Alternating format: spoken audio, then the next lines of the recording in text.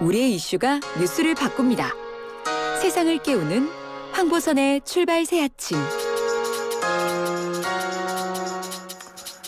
네, 다다음 주 수요일이 4월 7일 서울시장 보궐선거 날입니다. 공식 선거운동 어제 막이 올랐죠. 이젠 12일 남았습니다. 여야 후보들 단 1초도 허비할 수 없겠죠. 어제 새벽 0시부터 여야 두 후보 현장에 출동했습니다. 오늘은 먼저 박영선 더불어민주당 서울시장 후보 만나보겠습니다. 박 후보님 안녕하십니까? 네, 안녕하세요. 예, 오늘 눈 뜨신 시각 언제십니까? 5시에 일어났습니다. 아, 그렇습니까? 네. 저희하고 인터뷰 좀 끝나시면 오늘 일정은 좀 어떠신가요? 오늘은 서대문구하고 마포구 쪽에 갑니다. 그리고 오늘 녹색 어머니회를 만나서 예. 요즘 어린아이들 교통사고 문제가 좀 자주 일어나고 있지 않습니까? 아, 예. 그래서 그런 안전과 관련된 또 간담회도 진행될 예정으로 있습니다.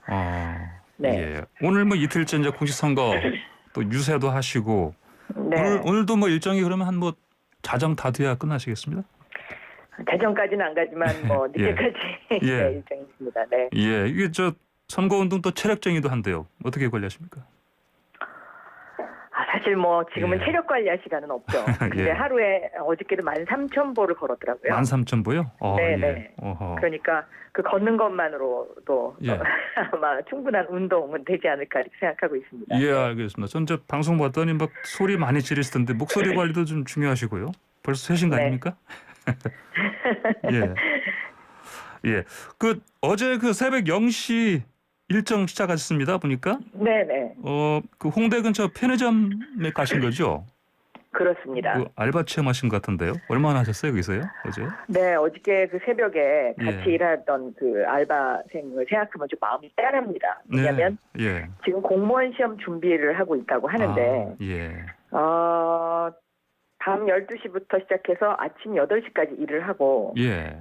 11시, 그러니까 낮에 11시부터 잠을 잔다고 해요. 예. 그래서 그 밤에 일한다는 것 자체가 이게 참 예, 예. 건강하고 직결되는 문제라서 예. 좀 마음이 짠했습니다. 네.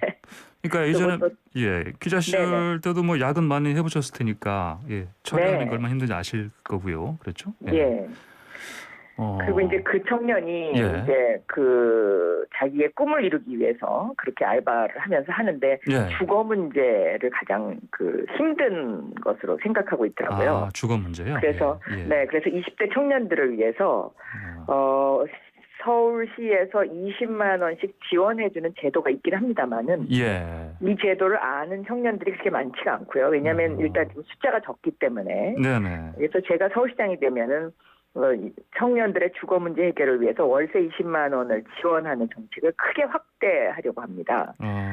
그 얘기를 했더니 그 청년의 얼굴이 이렇게 환해지는 걸 보고 그래요? 제가 이거는 반드시 관리해야 되겠구나 이런 생각을 했습니다. 네. 20만 원 말씀하셨죠? 20만 원씩 지급을. 네, 월세 20만 원 청년들을 위한 월세 20만 원 지원 정책. 예, 네. 그렇군요. 알겠습니다. 네.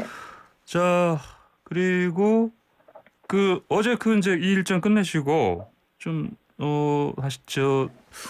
유세 출정식 이거를 구로 디지털 단지에서 하셨죠? 그랬습니다. 네. 왜 거기서 하신 겁니까? 이건? 구로 디지털 단지, 구로가 저의 정치적 고향이기도 하고요. 예. 또 구로 디지털 단지는 4차 산업혁명의 심장과 같은 곳입니다. 예. 그곳에서 이제 하루에 근무하는 그 젊은이들이 한 25만 명 정도 있는데요. 예. 그곳이 이제 그 의료 장비, 또 캐리커처 이런 부분들의 집적지이기도 합니다. 예. 그래서 지난 1년 동안 대한민국이 OECD 국가 가운데 경제 성장률 1위를 기록을 했는데 예. 그런 경제 성장률 1위를 기록한 하나의 그 좋은 그 모범 사례가 되는 곳이기도 하기 때문에 예. 저는 상징적 의미로 지금 디지털 경제로의 대전환의 서울의 미래 100년을 하기 위해서 그곳에서 출정식을 했습니다. 네. 예. 어제 중앙선관위 공약도 제출하지 않으셨습니까, 혹시? 그렇습니다. 네네. 설명 좀 간단하게 몇 개 해주시죠, 그러면. 저는 이 서울의 미래가 디지털 플러스 그린, 그러니까 예. 녹색, 여기 두 곳의 방점이 찍혀야 앞으로 도시의 경쟁력이 지속될 수 있다 이렇게 생각을 하고 있습니다. 예. 네. 그래서 이제 제가 하는 그 공약의 대부분이 혁신과 녹색에 이제 주로 방점이 찍혀 있는데요. 예, 예. 혁신을 위해서는 서울시 대전환이 필요하고요. 그리고 녹색 공약을 위해서는 21분 도시 수직 정원 이것이 필요하다. 네네. 이렇게 말씀드릴 수 있고요. 예. 저는 그러면서 우리 서울 시민들이 내 집이 없는 시민들이 두 사람 중에 한 사람입니다. 약 50% 정도 되거든요. 예, 예. 그래서 내 집 마련의 그 꿈을 앞당기는 시장이 되겠다라는 것이 가장 중요한 공약인데요. 평당 1,000만 원의 반값 아파트로 내 집 없는 서름을 빨리 씻어드리겠다. 이것이 주요 공약이고요. 예. 두 번째는 코로나19를 빨리 종식시키고 서울 시민들에게 일상의 삶을 돌려드려야 되는데 예. 그러기 위해서는 이 코로나19 종식과 관련해서 저는 그동안에 이제 사각지대가 없는지를 살펴봤습니다. 예.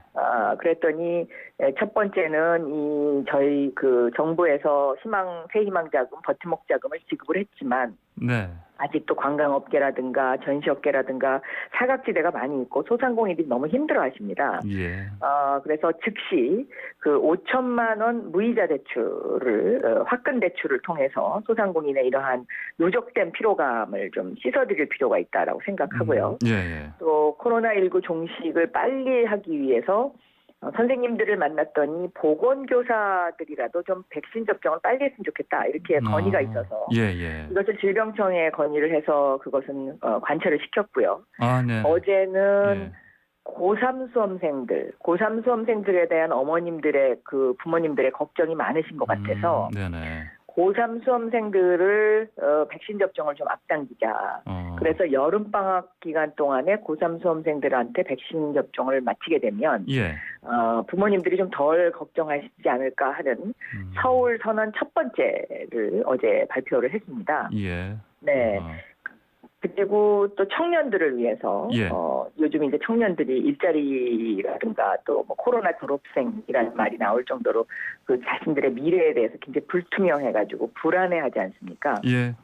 반면에 또 창업을 하는 청년들이 많습니다. 그래서 이렇게 창업을 하는 청년들을 위해서는 청년 출발 자산 5천만 원을 네네. 19세부터 29세 사이에 지원을 해드리고 원금만 30세부터 40세까지 갚는 그러한 공약들이 주요한 공약이고요. 예. 한 가지를 더 붙인다고 하면 유치원 무상급식입니다. 예. 유치원 무상급식은 지금 초중고등학교가 다 급식을 하고 있는데 유치원이 안 되고 있거든요. 예, 예. 그래서 특히 이제 워킹맘들이 걱정이 많아요. 유치원에 보내는. 그래서 유치원 무상급식을 즉시 하겠다. 이것이 또 저의 주요 공약이기도 합니다. 네. 예, 예. 알겠습니다. 네. 자, 그런데 그 박영선 후보님 여론조사 좀 추세 좀 보고 계시지 않습니까? 네네. 지금 봐서는 뭐 격차가 좀 많이 나 보인다 보니까 오세훈 후보와 역전 네. 좀 가능한 걸로 보십니까? 가능합니다. 하루에 2%씩 따박따박 올릴 자신이 있습니다. 하루에 네. 2%씩이요. 네. 왜냐하면 이번 선거는 예. 일하는 시장이냐 정치 시장이냐의 대결이고요. 예. 새로운 미래를 향하는 새 시장이냐 아니면 낡고 실패한 10년 전 시장이냐의 대결이고요. 민생 시장이냐 정쟁 시장이냐의 대결입니다. 서울이 정쟁의 대상이 되면 안 됩니다. 그리고 지금부터 그 1년 기간이라는 것이 왜 그 중요하냐면요. 코로나19로 인해서 전 세계가 이 경제 침체를 다시 진작시킬 그러한 방법을 찾는데 굉장히 부심하고 있는데요. 예. 그 방법으로 도시의 변화를 통해서 방법을 찾는 것들을 선진국들이 지금 기획하고 있습니다. 예. 예를 들어서 파리 같은 경우에는 15분 도시 파리가 바로 그것입니다. 예. 그래서 생태 도시, 건강한 도시로 태어나겠다라는 것이고요. 올 11월 달에 있을 뉴욕 시장 선거에서도 15분 도시 뉴욕이 등장했습니다. 예. 이런 것처럼 저는 21분 도시 서울을 통해서 21분 안에 병원이, 도서관이, 산책길이, 쇼핑, 여가를 즐길 곳이, 미술관이 이렇게 있는 도시를 만들게 되면 예. 저는 미세먼지 오늘 아침에 보니까 미세먼지가 굉장히 심하던데요. 예, 예. 미세먼지 없는 서울, 탄소 배출 없는 서울로 건강한 도시를 만드는 이러한 그 미래 백년의 서울의 모습을 좌표를 이번에 정확하게 찍어야 서울의 경쟁력이 지속될 수 있습니다. 예. 네. 알겠습니다. 자,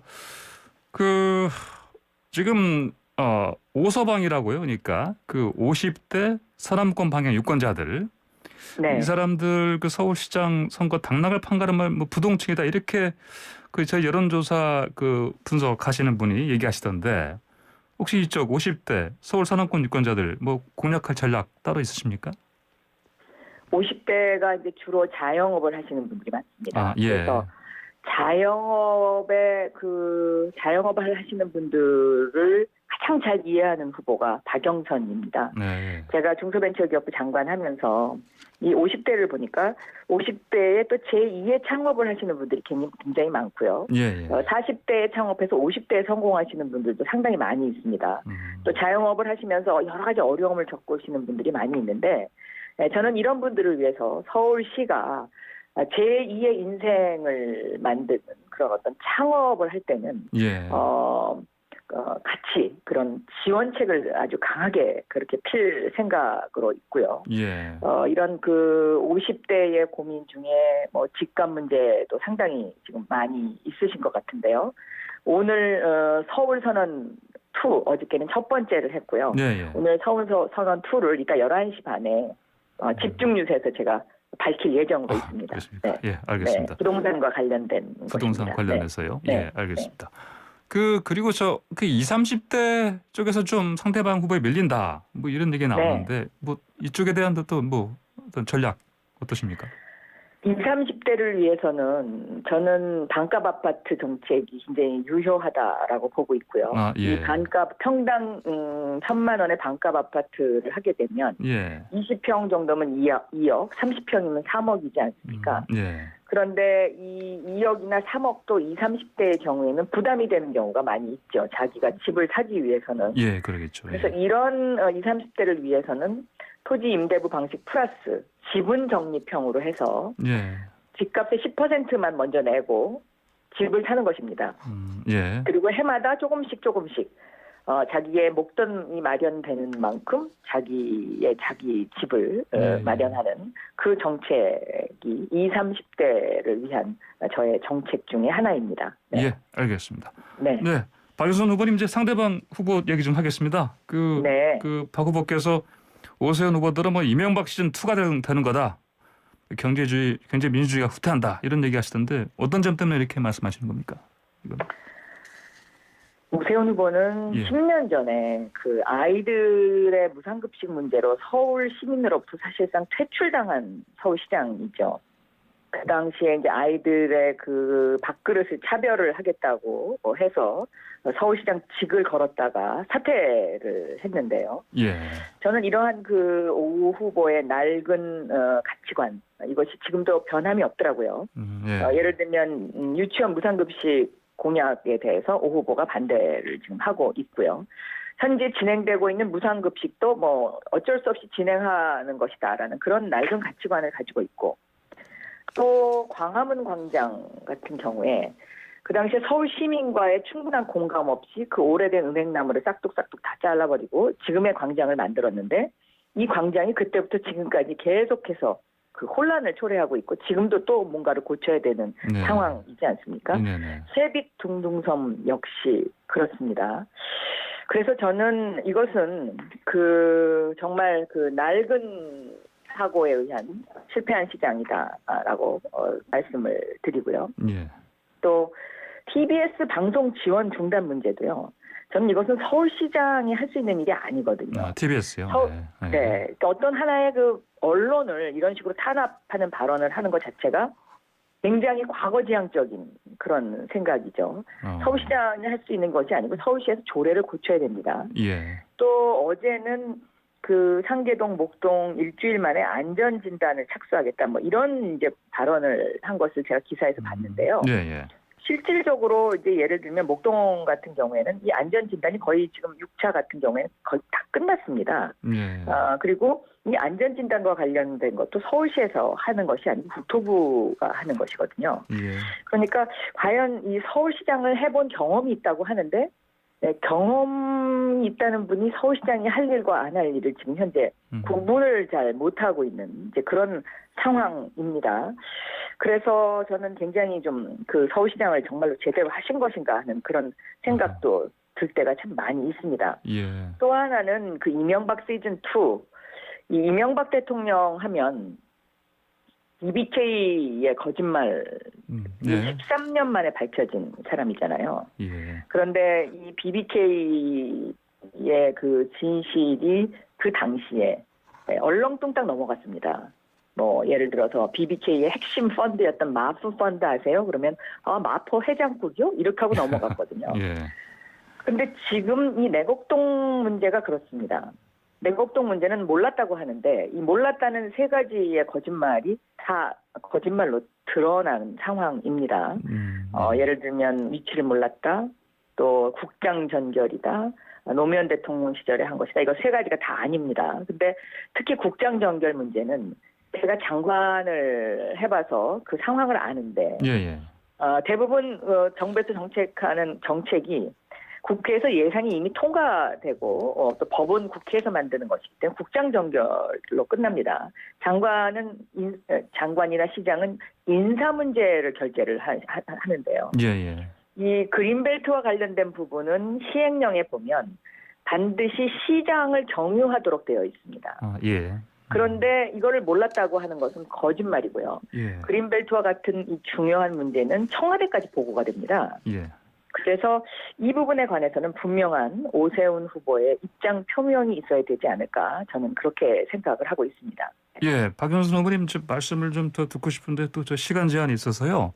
네. 끝으로 이제 나머지 이제 선거운동 기간 네.